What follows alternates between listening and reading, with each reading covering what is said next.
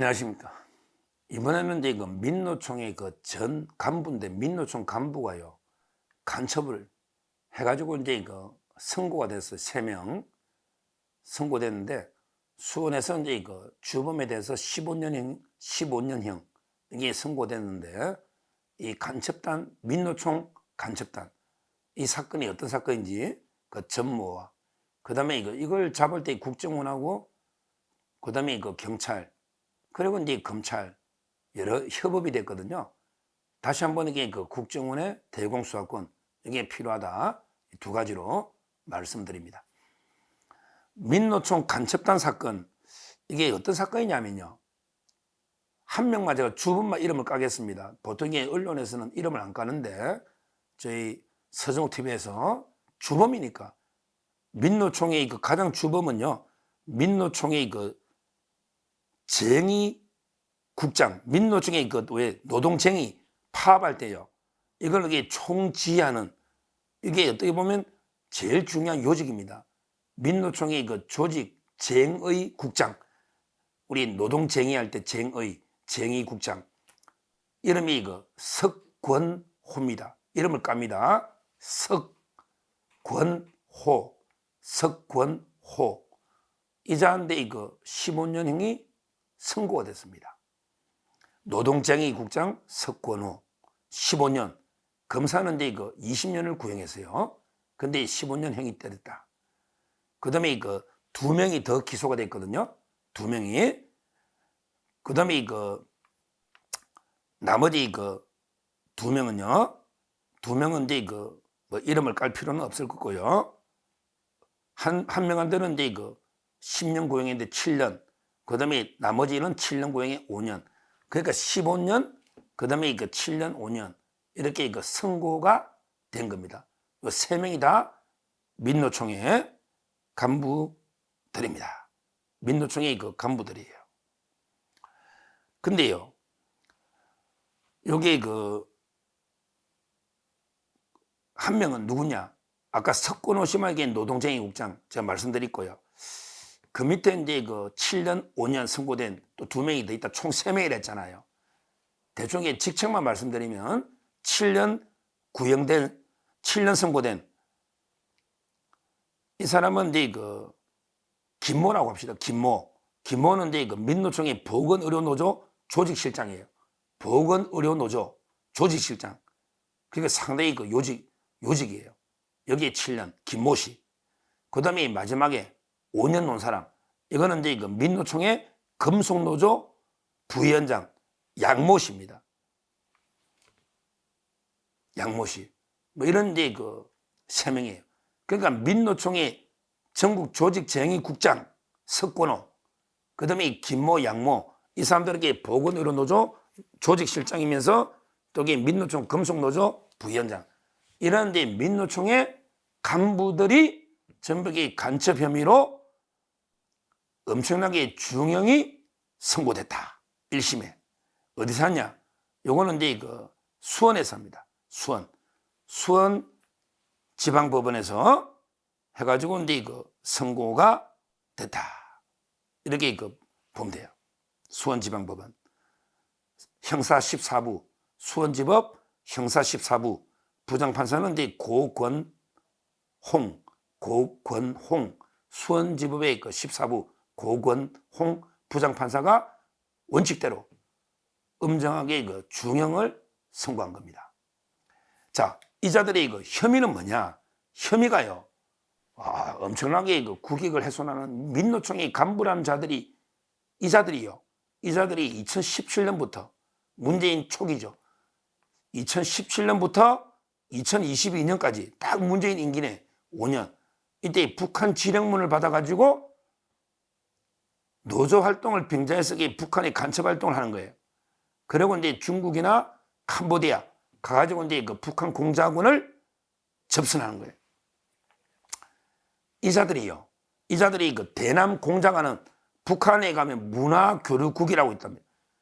대남 공작 부서 중에 문화교류국 지도를 거기에서 지도하는 거예요. 북한의 대남 공작 조직 문화교류국의 지도를 직접 받으면서 지하 조직을 만드는데 그 지하 조직의 이름이 지사, 애국지사 할 때 지사라는 조직을 이게 결성해가지고 민노총의 인사들을 포섭해서 간첩 활동을 하는 겁니다. 그냥 이게 노동 간부로 포장해서 북한의 지령을 받아요. 문화교류국의 지도를 받으면서 비밀 결사 지사라는 게 조직을 결성해서 간첩 활동을 하는 겁니다. 이번에 국정원 경찰이 수사할 때 북한의 지령문이 90건, 북한의 지령문을 90건을 압수 적발했고요. 그 다음에 그 24건의 대북 보고문, 북한이 보고한 게 24건 대북 보고문도 확보를 했고, 이 자들이 암호를 주고받으니까 바로 이제 그 통신문건에 암호를 해독해가지고 이제 그 잡아낸 이런 게 엄청난 사건입니다. 이게요, 특히 문제가 되는 게 이 간첩들이요, 북한의 지령을 받아가지고 계속 보고하고 민노총이 활동하는데 주로 어떤 활동을 하느냐? 얼마 전에 그 이태원 참사 기억나죠?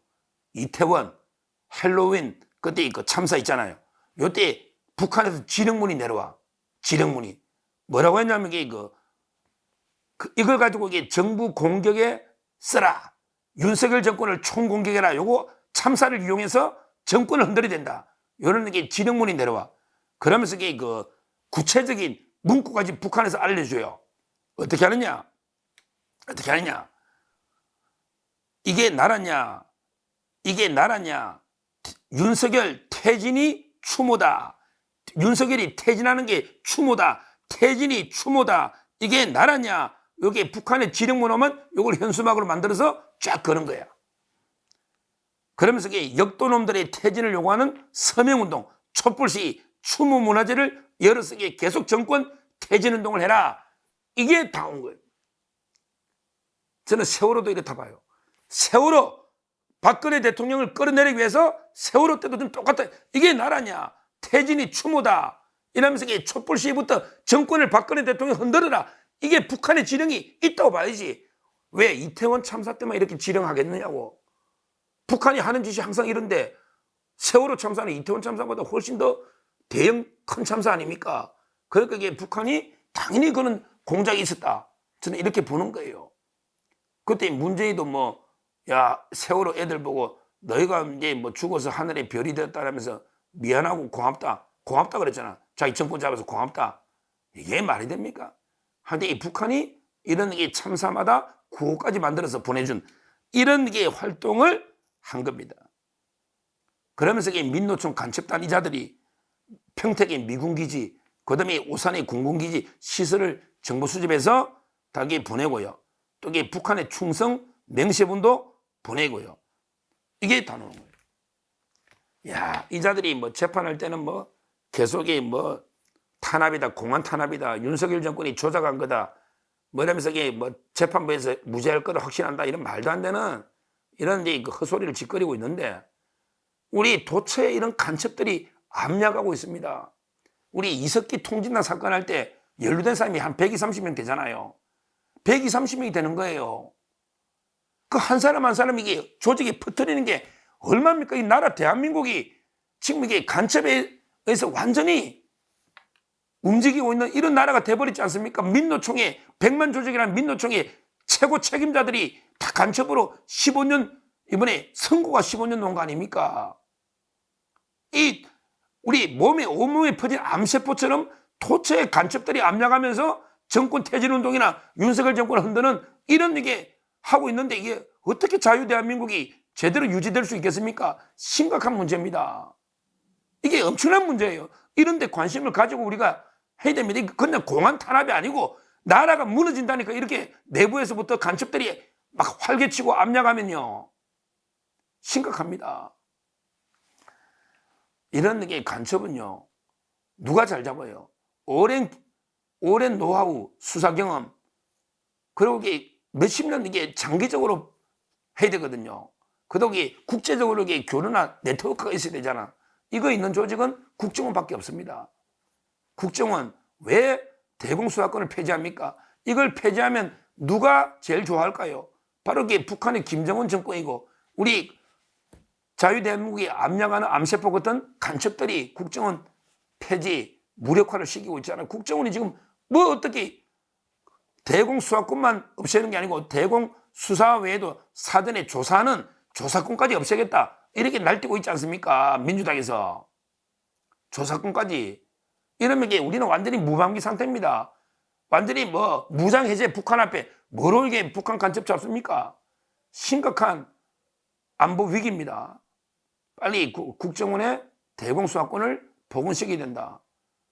근데 지금은 뭐 국회에서 워낙에 우리가 숫자 분리하니까 언젠가 우리가 총선 승리하면 이게 제일 시급한 저는 과제다. 국정원의 그 대공수사권을 부활시켜야 된다. 이걸 다시 한번 말씀드리고, 그 외에도 간첩 사건들이 지금 수사나 재판 중에 많이 있잖아요. 많이 있죠. 간첩들이 뭐 별의별 방법으로 시간 끌면서 보석으로 나가고 재판 막 시간 끌고 판사 기피 신청하고 막 그 변호사들까지 법정에 난동 부리다가 막 구속되기도 하고 지금 심각한 사법방해도 벌어지고 있습니다.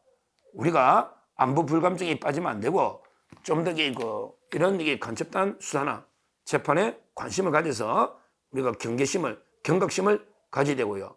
빨리 국정원의 대공수사권도 부활해야 된다. 이렇게 말씀을 드립니다. 감사합니다.